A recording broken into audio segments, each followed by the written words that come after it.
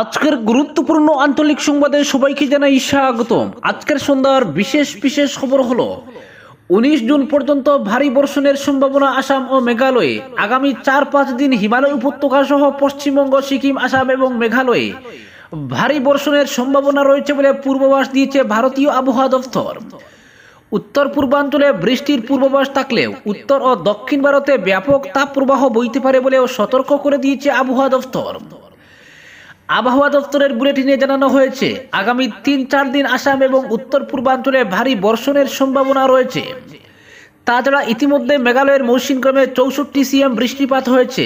অন্যদিকে মেঘালয়ের আরেকটি বৃষ্টিপ্রবণ এলাকা চেরাপুঞ্জিতে বৃষ্টিপাতের হার ছিল 51 cm। অন্যদিকে পশ্চিমবঙ্গ এবং সিকিমেও ভারী বর্ষণের সম্ভাবনার পূর্বাভাস দিয়েছে আবহাওয়া দপ্তর।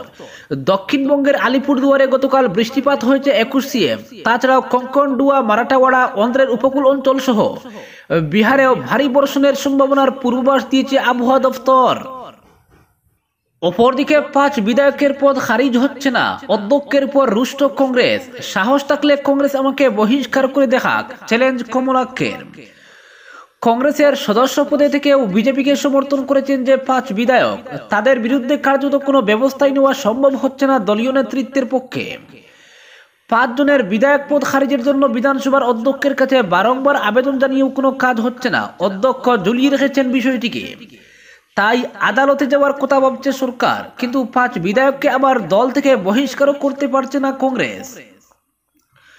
কারণ বহিষ্কার করলে খারিজ হবে না তাদের বিধায়ক পদ। শেরমান আলী আহমেদ, কমলাক্ষদে পুরকায়স্থ শশীকান্ত দাস, বসন্ত দাস ও সিদ্দিক আহমেদের বিধায়ক পদ খারিজের দাবিতে বার কয়েক বিধানসভার অধ্যক্ষের কাছে লিখিত আর্জি জানিয়েছে কংগ্রেস।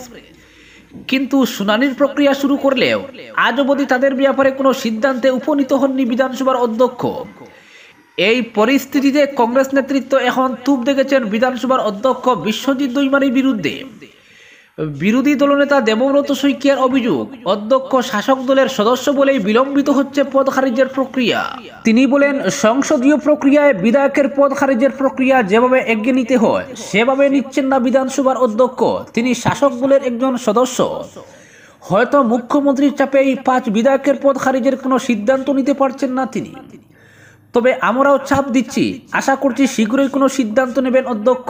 প্রদেশ কংগ্রেস সভাপতি ভূপেন বোরাও তুপ দেখেছেন অধ্যক্ষকে। তার বক্তব্য, নিয়ম অনুযায়ী অধ্যক্ষ কোনো সিদ্ধান্ত না দিলে আদালতে যাওয়া যায় না। আইনে সেই ক্ষমতা দেওয়া হয়েছে তাকে। বিধানসভার সদস্যদের বিশৃঙ্খলার ক্ষেত্রে ব্যবস্থা নেওয়ার অধিকারী একমাত্র তিনি। কিন্তু রাজনীতির লাভালাভের জন্যই সম্ভবত বিষয়টিকে দীর্ঘায়িত করতে চাইছেন তিনি। হিমাচল প্রদেশের 6 বিধায়কের সদস্য পদ খারিজ করে তাদের কেন্দ্রে উপনির্বাচন সম্পন্ন হওয়ার কথাও জানিয়েছেন তিনি। তবে 5 বিধায়কের পদ খারিজে অধ্যক্ষ কোনো সিদ্ধান্ত না নিলেও আদালতে যাওয়ার চিন্তাভাবনা করার কথা শুনিয়ে ভূপেন বলেন, এ মাসে কংগ্রেসের পলিটিক্যাল অ্যাফেয়ার্স কমিটির বৈঠক রয়েছে, সেখানে এ নিয়ে আলোচনা করা হবে। তাছাড়া সাংসদ রকিবুল হোসেনকে দায়িত্ব দেওয়া হয়েছে সুপ্রিম কোর্টের আইনজীবীর সঙ্গে কথা বলার, যাতে বিশ্বাসঘাতক বিধায়কদের কঠোরতম শাস্তি দেওয়া সম্ভব হয়। কিন্তু কংগ্রেস তার বিরুদ্ধে আদালতের দ্বারস্থ হবে শুনে কটাক্ষ করেছেন কমলাক্ষদে পুরকায়স্থ।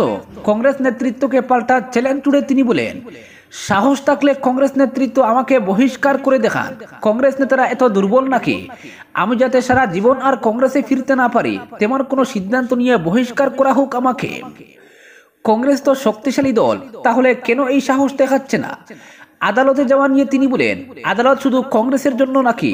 তারা আদালতে গেলে আদালত আমাকে পার্টি করলে আমিও আদালতে যাব।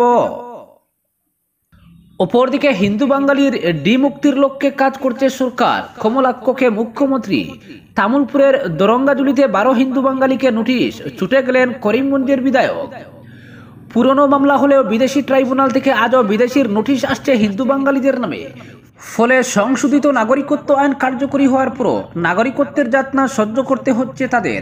ট্রাইব্যুনালের নোটিশ পেলে হতদরিদ্র পরিবারগুলিকেও আইনি বিচার প্রক্রিয়ার মুখোমুখি হতে হয়। এতে দুর্ভোগের শেষ থাকে না। তবে মুখ্যমন্ত্রী হিমন্ত বিশ্ব শর্মার আশ্বাস, হিন্দু বাঙালিদের এই সমস্যার সমাধান হবে শীঘ্রই। সেই লক্ষ্যে কাজ করছে সরকার।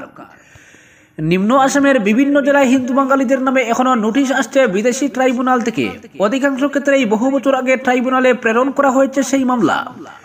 কংগ্রেসের শাসনকালে নথিভুক্ত হওয়া মামলাগুলির বিচারের জন্যই এখন নোটিশ আসছে অভিযুক্তদের নামে।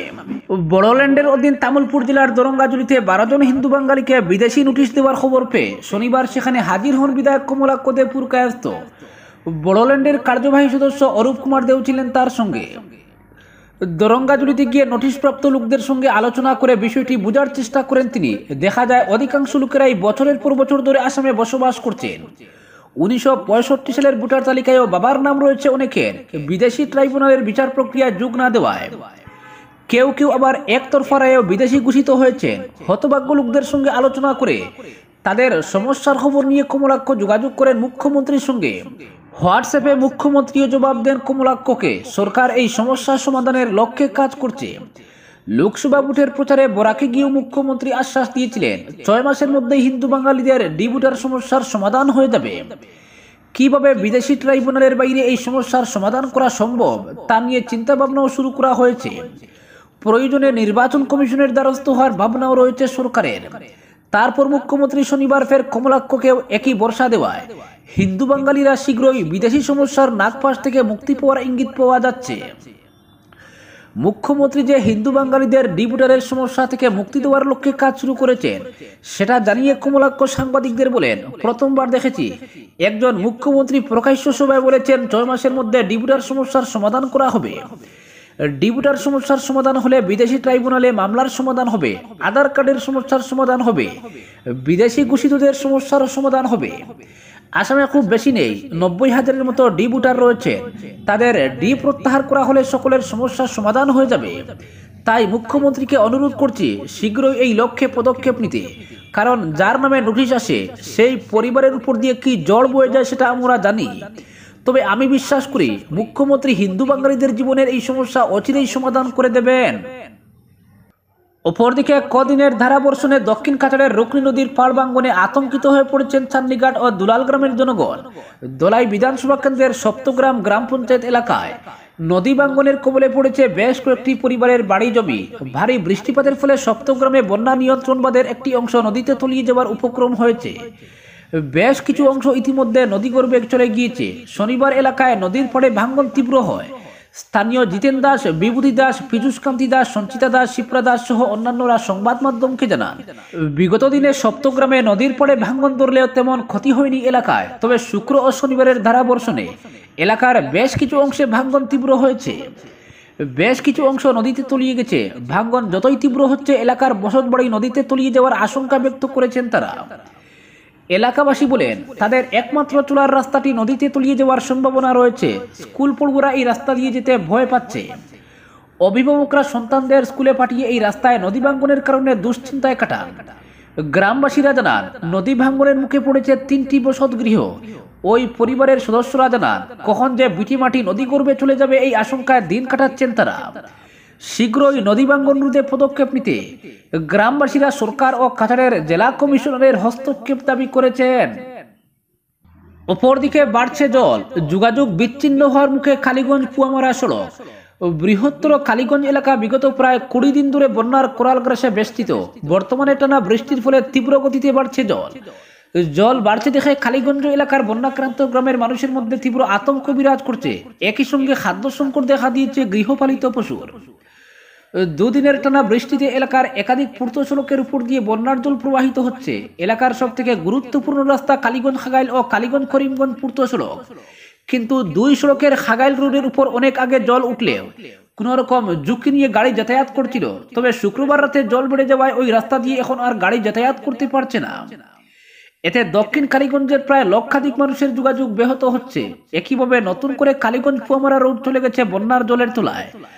যদিও ঝুঁকি নিয়ে যাত্রীবাহী গাড়ি সহ অন্যান্য গাড়ি যাতায়াত করছে, তবে বর্তমানে যেভাবে জল বাড়ছে তা থেকে অনুমান করা হচ্ছে করিমগঞ্জের সঙ্গে কালীগঞ্জ এলাকার যোগাযোগ বিচ্ছিন্ন হয়ে যেতে পারে।